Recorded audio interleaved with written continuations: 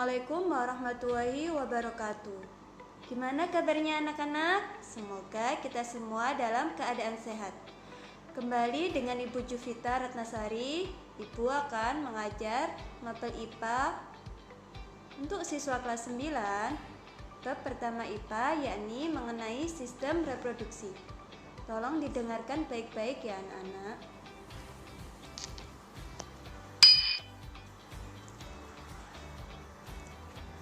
Kompetensi dasar 3.1 menghubungkan sistem reproduksi pada manusia dan gangguan pada sistem reproduksi dengan menerapkan pola hidup yang sehat. Tujuan pembelajarannya yang pertama, peserta didik dapat mengidentifikasi organ-organ dalam sistem reproduksi manusia. Yang kedua, peserta didik dapat menjelaskan fungsi dari organ-organ reproduksi manusia. Yang ketiga, peserta didik dapat memahami proses pembentukan sel kelamin.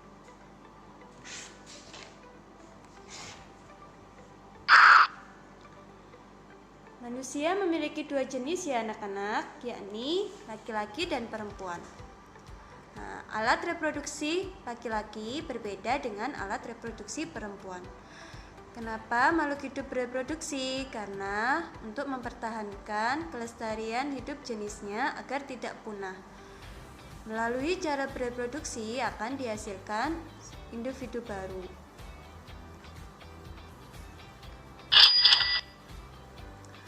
Baiklah, ini Ibu akan menjelaskan mengenai alat reproduksi pria. Di sini ada bagian organ-organ dalam reproduksi pria. Yang pertama ada yang dinamakan skrotum. Yang kedua ada testis. Dilihat panahnya ya anak-anak. Ini untuk pembelajaran ya anak-anak, biar kalian paham reproduksi kalian sendiri. Ada epididymis, kelenjar Cowper.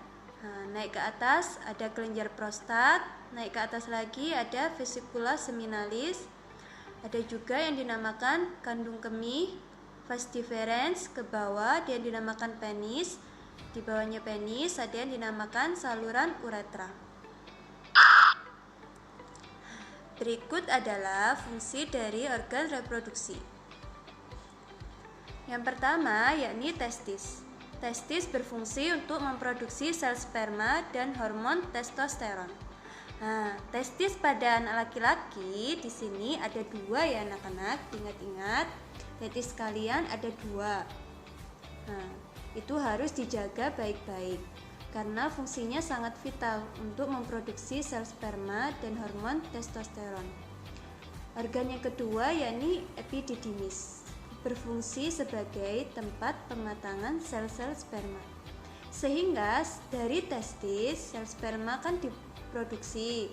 Setelah itu sel sperma masuk ke epididymis untuk pematangannya. Yang ketiga yakni penis sebagai alat kopulasi. Kopulasi itu apa anak-anak? Ada yang tahu? Kopulasi adalah menggabungkan atau memasukkan sperma ke dalam vagina. Yang keempat adalah saluran uretra. Saluran ini berfungsi untuk mengeluarkan sperma dan mengeluarkan urin atau air kencing. Yang kelima adalah kelenjar prostat. Kelenjar ini fungsinya menghasilkan cairan asam, di mana cairan ini untuk pergerakan sel sperma, agar sel sperma itu aktif bergerak ya anak-anak. Yang keenam adalah kandung kemih. Kandung kemih adalah organ yang berfungsi sebagai tempat menampung urin sementara sebelum dikeluarkan. Jadi anak-anak, urin atau air kencing kalian itu ditampung di kandung kemih.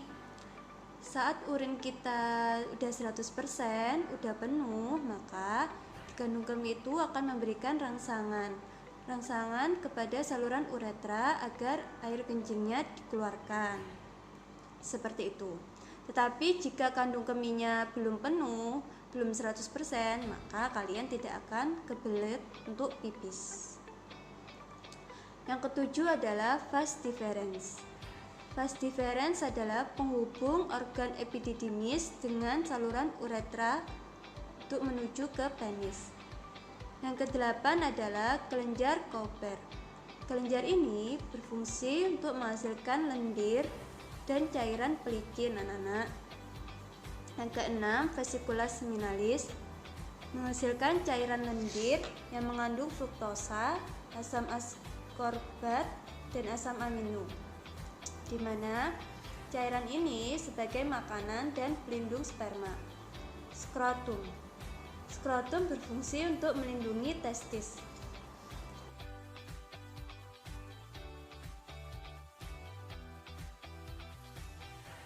Selanjutnya Ibu akan menjelaskan mengenai alat reproduksi wanita atau perempuan. Nah, bagi siswa perempuan ini didengarkan baik-baik ya. Untuk kalian yang laki-laki juga harus tahu mengenai alat reproduksi wanita agar nanti memiliki istri tahu. Nah, ini bagian-bagiannya. Kita lihat ini gambarnya alat reproduksi kalian. Di sini yang pertama kita lihat itu yang bulatan itu berwarna kuning itu namanya ovarium anak-anak. Nah, yang kedua ada seperti bentuk jari tangan itu. Nah, itu namanya fimbriae. Yang ketiga ada tuba fallopi. Nama lain dari tuba fallopi adalah oviduct. Jadi anak-anak, pada wanita memiliki dua ovarium. Ovarium kanan dan ovarium kiri. Juga memiliki dua fimbriae, yaitu fimbriae kanan dan fimbriae kiri. Tuba fallopi juga begitu anak-anak, memiliki dua ya, kanan dan kiri. Nah, uterus nama lainnya yakni rahim. Nah, jadi kita para wanita memiliki rahim. Nah, habis itu ada di situ organ namanya serviks. Serviks sama lainnya yakni leher rahim. Selanjutnya yaitu ada vagina. Jadi bagaimana fungsi mereka? Dijelaskan ya. Pertama, ovarium. Ovarium berfungsi untuk memproduksi sel telur atau sel ovum. Jadi ovarium ini sama pentingnya, berfungsi sangat-sangat penting buat reproduksi wanita. Yang kedua yakni fimbriae. Fimbriae berfungsi untuk menangkap sel telur yang sudah matang. Yang ketiga yakni tuba fallopi atau nama lainnya oviduct. Oviduct yakni berfungsi sebagai tempat fertilisasi atau tempat pembuahan. Sehingga anak-anak, jika sel telur kita di dalam ovarium itu sudah diproduksi, lalu sudah matang, sel telur akan masuk ke saluran tuba fallopi. Di situ tuba fallopi menunggu ya anak-anak, menunggu 12 jam untuk dibuahi sel sperma.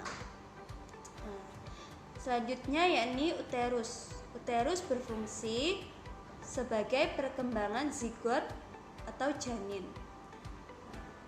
Selanjutnya serviks, leher rahim, berfungsi menghubungkan uterus dengan vagina. Vagina berfungsi untuk alat kopulasi, yakni menggabungkan antara alat kelamin wanita vagina dengan penisnya laki-laki. Sehingga anak-anak, itu tadi adalah fungsi-fungsi dari reproduksi wanita. Nah, dari sini apa ada yang ditanyakan? Paham ya anak-anak? Semoga kalian semua paham.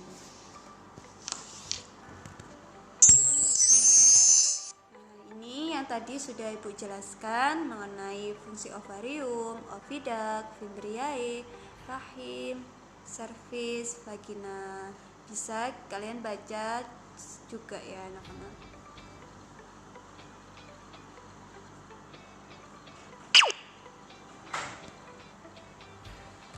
Selanjutnya Ibu akan menjelaskan tentang pembentukan sel kelamin.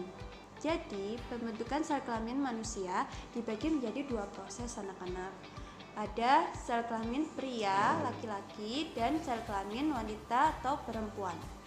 Nah, proses pembentukan sel kelamin pria dinamakan spermatogenesis. Ingat-ingat ya, spermatogenesis. Sedangkan pembentukan pada sel kelamin wanita dinamakan oogenesis. Nah, belakangnya sama anak-anak, sama-sama genesisnya, tapi depannya berbeda ya. Kalau spermatogenesis adalah proses pembentukan sel sperma. Tetapi kalau oogenesis adalah proses pembentukan sel telur atau ovum. Sini ada yang ditanyakan.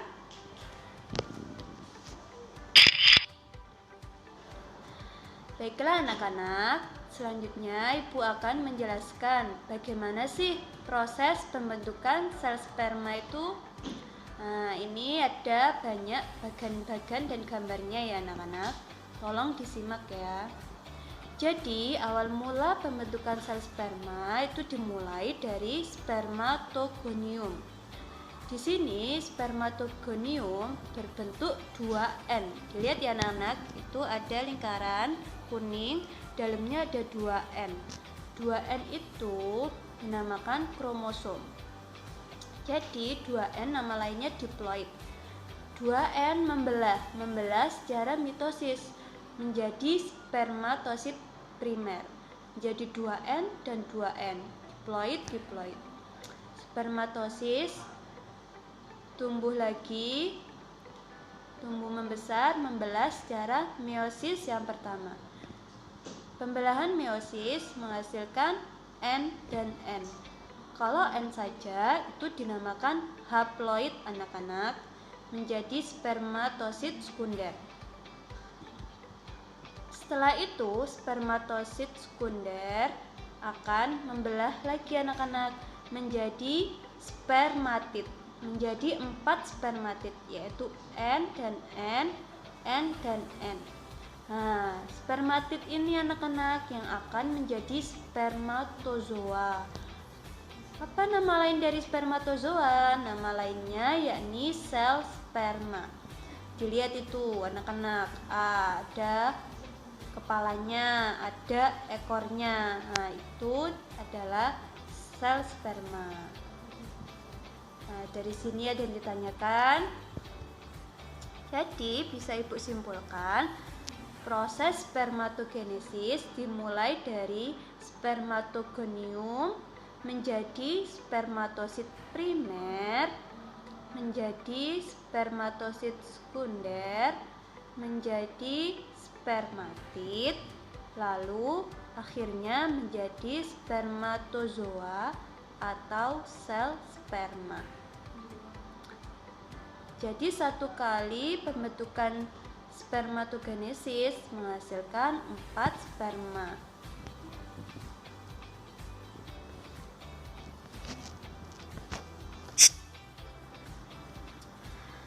Baiklah, Ibu akan menjelaskan mengenai oogenesis, proses pembentukan sel kelamin wanita.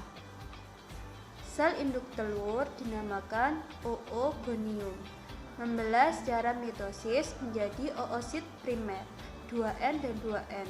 Tumbuh, membelah lagi secara meiosis menjadi oosit sekunder dan badan kutub primer, menjadi N haploid.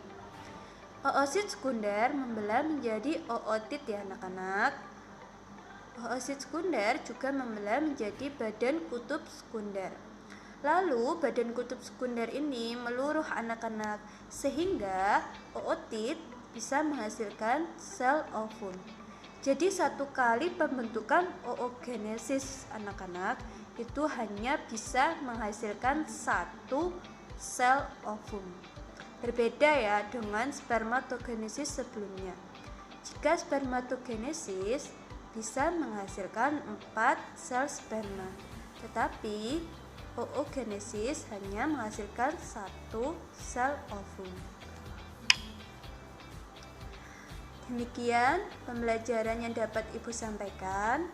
Jika ada pertanyaan, bisa langsung japri ke nomor Ibu ya anak-anak. Semoga pembelajaran hari ini bermanfaat. Tolong dirangkum dan dicatat di buku IPA ya anak-anak. Ibu akhiri, wassalamualaikum warahmatullahi wabarakatuh.